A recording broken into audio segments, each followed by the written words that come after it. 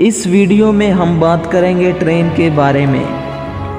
بہت زیادہ عرصہ پہلے کی بات نہیں، جب سے تقریباً 250 سال پہلے انسان خود ایک شہر سے دوسرے شہر اور ایک قصبے یا گاؤں سے دوسرے قصبے یا گاؤں تک جانے کے لیے پیدل سفر کیا کرتے تھے۔ گدھے، گھوڑے یا اونٹ استعمال کرتے تھے۔ گدھا یا گھوڑا گاڑی، بیل گاڑی یا اونٹ گاڑی تب استعمال ہوتی تھی جب سفر کرنے والے کچھ زیادہ ہوتے تھے۔ یقیناً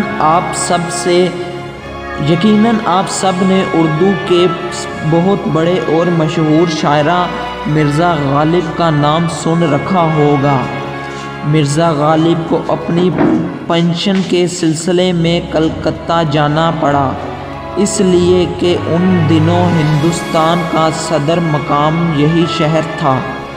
مرزا غالب دہلی میں رہتے تھے اور کلکتہ وہاں سے 1000 میل سے بھی زیادہ فاصلے پر ہے۔ مرزا غالب کو یہ طویل سفر طے کرنے کے لیے مہینوں لگ گئے، اس لیے کہ انہیں منزل تک پہنچنے کے لیے بیل گاڑی سے جانا پڑا۔ گھوڑے پر زیادہ تیزی سے سفر کیا جا سکتا تھا، لیکن صوفی عمر کے باعث اتنا طویل سفر گھوڑے پر بیٹھ کر کرنے کی مرزا غالب میں ہمت نہیں تھی۔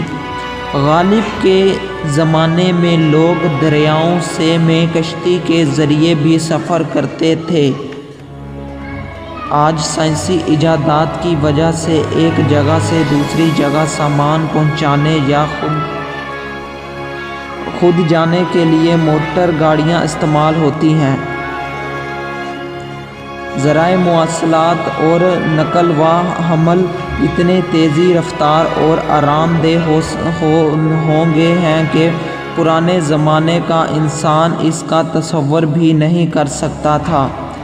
پاکستان میں اس وقت لوگوں کے خود ایک مقام سے دوسرے مقام تک جانے اور ان کا نجی یا تجارتی سامان پہنچانے کے لیے 4 قسم کے ذرائع استعمال کیے جاتے ہیں: ہوائی جہاز، سڑکوں پر چلنے والی سواریاں، کاریں، بسیں، ویگنیں یا بار برداری کی گاڑیاں۔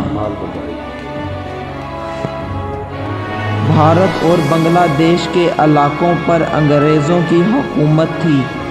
اس پورے علاقے کو جنوبی ایشیا بھی کہتے ہیں اور بڑے صغیر پاک و ہند بھی۔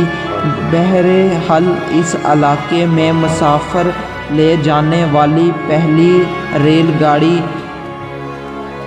چلی اور مقام پاکستان میں کراچی سے لاہور اور لاہور سے پشاور تک ریل گاڑی چلتی ہے۔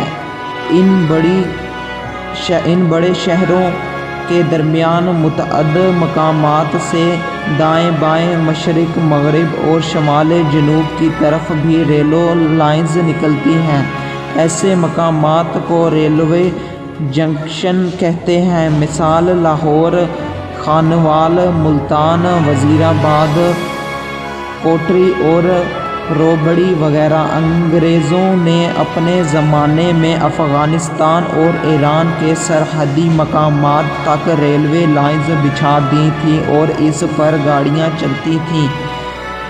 مسافر آتے جاتے تھے اور مال بردار ریل گاڑیوں کے ذریعے ان ممالک کا سامان تجارت آتا تھا۔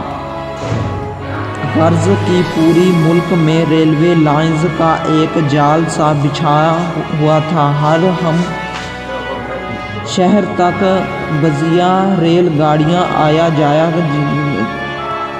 جایا کرتی تھی اور ہر قسم کا ہلکا یا بھاری سامان بھی پہنچایا جا سکتا تھا۔ ریلوے لائنز پر مسافروں گاڑیوں کے علاوہ مال بردار گاڑیاں بھی چلتی تھیں۔ یہ گاڑیاں بھاری اور نازک سامان کو دور دراز مقامات تک حفاظت کے ساتھ پہنچانے کا بہترین ذریعہ ہیں۔ مال گاڑیوں کے ڈبے اتنے بڑے